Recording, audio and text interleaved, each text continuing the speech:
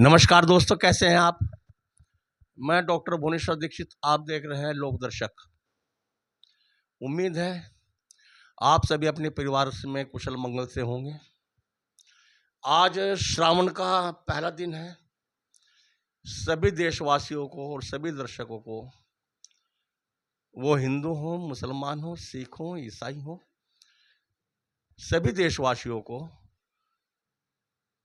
श्रावण मास के पहले दिवस की बहुत बहुत शुभकामनाएं। भोलेनाथ से प्रार्थना है कि पूरे देश में अमन, चैन और भाईचारा बना रहे।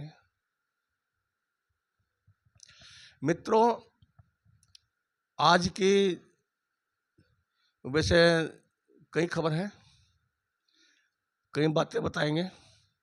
फिर सबसे पहले जो आज की खास खबर है वह है कि उत्तर प्रदेश सरकार और उत्तराखंड सरकार ने कावड़ मार्ग में पड़ने वाले जितने भी दुकानदार थे, सभी को यह आदेश दिया था कि मैं अपनी दुकान के सामने अपने नाम का बोर्ड लगाएं। तो सरकार के इस फैसले की सभी बुद्धिजीवियों ने, सामाजिक संस्थाओं ने, सामाजिक कार्यकर्ताओं ने, पत्रकारों ने निंदा की। मामला शीर्ष अदालत माननीय उच्च न्यायालय पहुंचा, तो आज इस सरकार के फैसले पर माननीय उच्च न्यायालय ने रोक लगा दी और उत्तर प्रदेश और उत्तराखंड सरकार को नोटिस दिया कि वो अपना शपथ पत्र जमा करें। तो आज की एक खबर थी। अब कोटेदारों से है। हमारे व्यूवर्स कुछ कार्ड धारक भी हैं।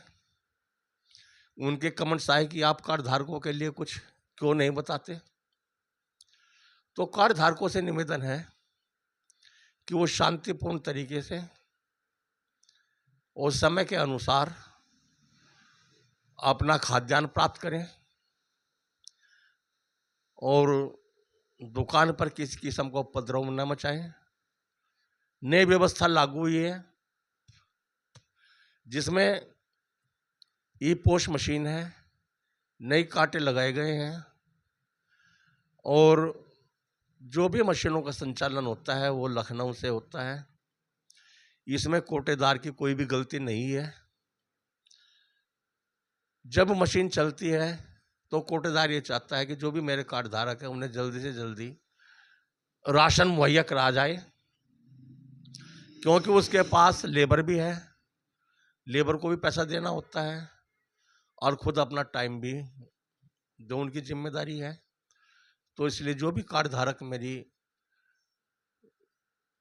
आवाज़ सुन रहे हैं, कृपया में समझदारी से काम लें और इस व्यवस्था में सहयोग करें और शांतिपूर्ण तरीके से अपना खाद्यान्न प्राप्त करें।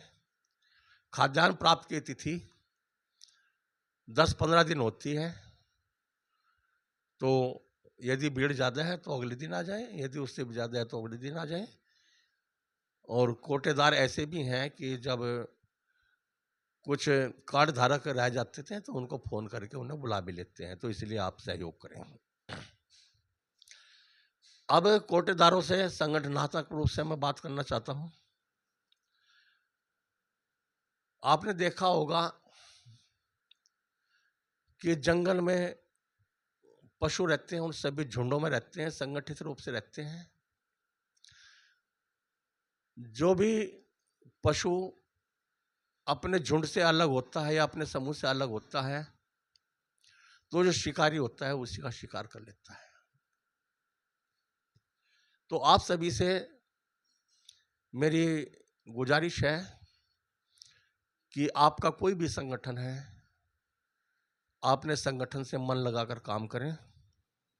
यदि आप संगठन से अलग होकर चलेंगे तो आपके ऊपर जो शिकारी बैठे हुए कभी भी आपका शिकार कर सकते हैं। उनको भी भय है कि संगठन है और वे चाहते हैं कि संगठन में तोड़फोड़ हो, संगठन मजबूत ना हो। हालांकि सभी कर्मचारियों के, सभी अधिकारियों के संगठन बने हुए हैं। केवल एक कोटेदार है जिनके संगठन में जो ऊपर बैठे हुए अधिकारी हैं वे नहीं चाहते कि कोटेदार संगठित हो, क्योंकि यदि कोटेदार संगठित हुए तो वे मनमानी नहीं कर पाएंगे। तो आप संगठित हो और एक दूसरे का सहयोग करें। यदि किसी की दुकान सस्पेंशन निलंबन होता है तो कोशिश करें कि उसे बहाल कराया जाए। सभी लोग संगठित होकर 20, 30, 50 आदमी जब होकर जाएंगे, और उनसे भी गुजारिश है कि जो कुछ थोड़ा इधर उधर गलत कार्य करते हैं वह अपने में सुधार कर लें, जिससे कि संगठन बदनाम ना हो, कोटेदार बदनाम ना हो। अब चूंकि समस्याएं बहुत ज्यादा हैं और उन समस्याओं के लिए संगठन कार्य कर रहे हैं शीर्ष स्तर पर, तो हम जो हमारे पास सूचनाएं हैं हम आपको बताएंगे। उससे पहले आप इसे लाइक करें, सब्सक्राइब करें, शेयर करें, और जो नए हैं वे तो जरूर अवश्य इसे शेयर सब्सक्राइब करें और लोगों तक ये पहुंचाएं। कल मैंने आपको बताया था, कल के वीडियो में, कि all India fair price shop dealers federation का राष्ट्रीय सम्मेलन 25 जुलाई को दिल्ली में डॉक्टर अंबेडकर इंटरनेशनल सेंटर पर होगा, जो जनपथ में है, जिसमें केंद्रीय मंत्री बुलाए गए हैं खाद्य और औषधि विभाग के, और पूरे देश से कोटेदार उसमें भाग लेंगे। जो भी समस्याएं हैं आप लोगों की वो उसमें उठाई जाएंगे, क्योंकि खाद्य और औषधि मंत्री के राज्य मंत्री और कैबिनेट मंत्री उसमें उपस्थित होंगे, तो उन्हें सबको संज्ञान में दिया जाएगा। अब दूसरी सूचना मैंने बताई थी कि उत्तर प्रदेश सस्ता गल्ला विक्रेता परिषद का 26 में लखनऊ को एक कार्यक्रम का आयोजन किया गया है, जिसमें पूरे प्रदेश से कोटेदार और उनके प्रतिनिधि और अधिकारी पदाधिकारी बुलाए गए हैं। उन्हें निर्देश दिया गया है कि अपने अपने क्षेत्र की जो भी समस्याएं हैं सभी लिखकर लेकर आए। में समस्याएं हैं जैसे ई-KYC की समस्या है। ई-KYC में 20 रुपये प्रति KYC की मांग की जा रही थी, किंतु अभी सरकार नहीं दे रही है। कमीशन बढ़ोतरी के बारे में हाई कोर्ट में मामला चल रहा है, कोर्ट ऑफ कंडक्ट भी पड़ चुका है, 2 फैसले पहले आ चुके हैं, किंतु अधिकारियों ने वो नहीं मांगे। उन्हें मनाने के लिए व्यक्तिगत रूप से, जैसे कि 26 तारीख को ये प्रोग्राम है, मीटिंग के बाद 27 तारीख को खाद्य आयुक्त महोदय से मिला जाएगा, उन्हें मांग पत्र दिया जाएगा, जो भी आपकी समस्याएं हैं, जिसमें छीजन की समस्या है। छीजन ये होता है, जो नए कोटेदार हैं उनको नहीं पता, पहले छीजन मिलता था किंतु बाद में इसे बंद कर दिया गया, कि जब किसी सामान को बार बार तोला जाता है तो उसमें कुछ घटोतरी हो जाती है, तो स्टॉक में कमी पड़ जाती है, तो उसके लिए 5% कुछ परसेंट अतिरिक्त छीजन मिलता है, अथवा यदि इतने परसेंट स्टॉक कम होता है तो उसे स्टॉक कम नहीं माना जाता, इसे छीजन कहा जाता है। सबसे बड़ी समस्या सिंगल डोर स्टेप डिलीवरी की है। सिंगल डोर स्टेप डिलीवरी में सही खाद्यान्न सही मात्रा में नहीं प्राप्त हो रहा है। मैं अभी इंटरनेट पर देख रहा था, लखनऊ में किसी कोटे की दुकान पर खाद्यान्न आया और 50 बोरियों में उसमें रेत निकला, मोरंग निकला। वो मोरंग इसलिए निकला कि बोरियों से खाद्यान्न निकाल लिया गया और उसका वजन पूरा करने के लिए उसमें मिट्टी, रेता आदि मिला दिया गया। तो इस किस्म की जो घपलेबाजी हो रही है, इसके बारे में भी अधिकारियों के संज्ञान में यह मैटर लाया जाएगा। दूसरी बात, भीगा हुआ खाद्यान्न है